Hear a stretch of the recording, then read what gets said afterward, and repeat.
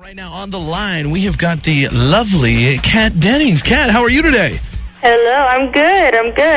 I love that song. It's one of my favorite songs. I know, it is hot right now. Everybody loves that song. It's so good. Yeah, she's amazing. Yeah, what you are so good right now. You were just like rocking it. You're doing everything. Am I? Jesus, thank you. I don't know. I'm doing Nick and Norah, that's for sure. You might not have noticed, but to me, you're doing everything. Yeah, Nick and Norah, we've had a lot of people from the movie on, and it sounds like it's going to be awesome. We had Aaron on. Yay, Aaron. And we had Alexis on before. Oh, fantastic. In the past. And so everybody seems to think the movie's going to be awesome. Is it as good as like I'm anticipating, or am I going to be let down? No, you're gonna be pleasantly surprised. It really, I mean, we can talk about it till the morning comes, but it really, like, you'll be sitting in the theater and you'll feel awesome. When the movie's over, you get goosebumps. I mean, you get goosebumps and you're happy and you're laughing, and it's just I'm so proud. That's awesome. And you play, obviously, Norah in the movie. Yeah. So, like, what's the deal? Like, Nick, he has problems with his girlfriend, and then somehow you guys meet up, and it's just a night of craziness? Exactly. His girlfriend dumps him, breaks his heart, and she's my kind of enemy at school. And I've been stealing these playlists he makes for her, and she doesn't even care about them. So I've kind of fell in love with Nick from afar, just from this music. And we finally meet by chance, but I figure out who he is, and it's just a night of getting to know each other with all this crazy stuff happening around us. Why not? With Michael Cera in real life, we were actually talking about this earlier this morning. Yeah. Do you think that he could get like any chick in Hollywood? Is he like one of those guys? Like, were you blown away? Like, this guy is hot? Because a lot of ladies love him now. Oh my God! Well, yeah, he has this.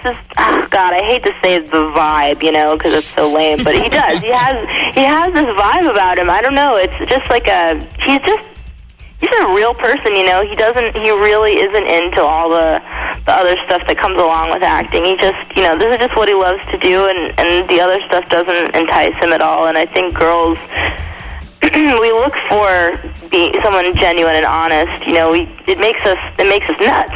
So I think girls can detect that about him, which but it scares him a little bit. I don't think he's into all this stuff. Is he dating? Is he dating that girl from Knocked Up in that other movie? The crazy little Asian girl?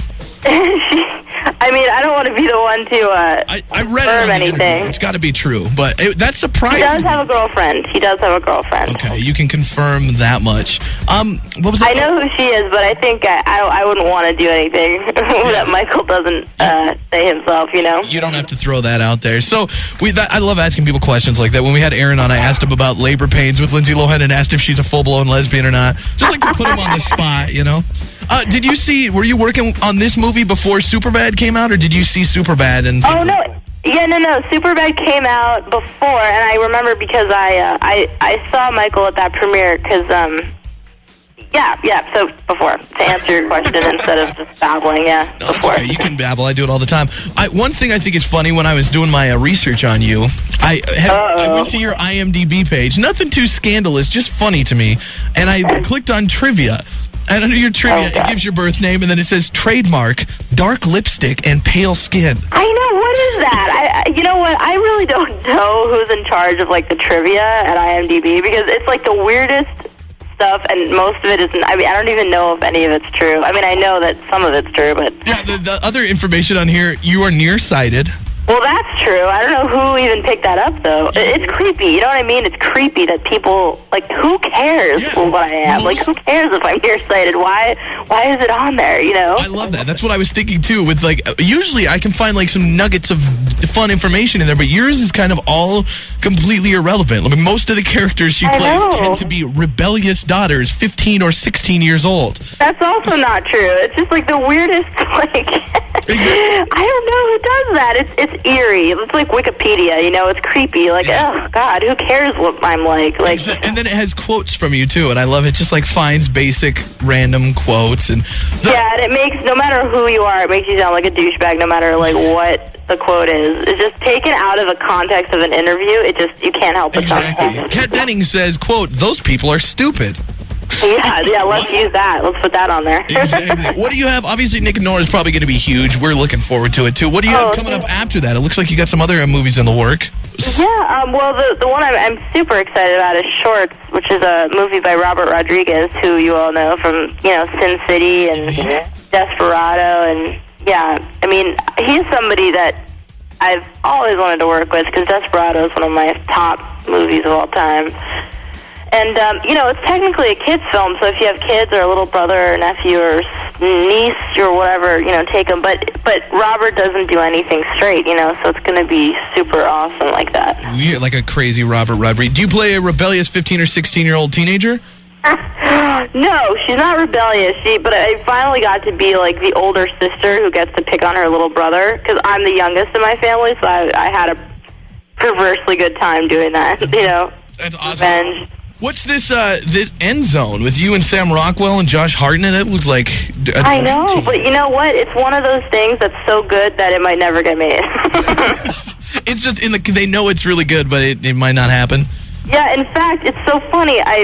I almost forgot about this till you mentioned it, but when Michael and I we did our press tour all over the United States, and our last stop was San Francisco, and before we got in the SUV to the airport, Sam Rockwell came up to Michael, and he was like, hey, man, and I was like, wait a minute. So it's like they pitched you the movie, like you signed on for it, and then it's just like nobody's doing anything with it. Well, it's an amazing, the script, literally one of the best scripts I've ever read. It's mind-blowing, and obviously the people attached would be incredible, and I'm still holding out hope. I'm not giving up.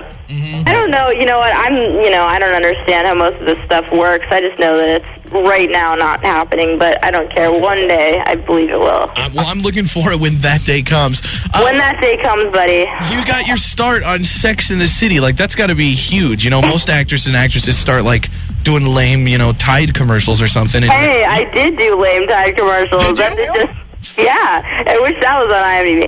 Yeah, no, I started, when I was 10, I did commercials up until I got that, yeah. Did you do any Tide commercials?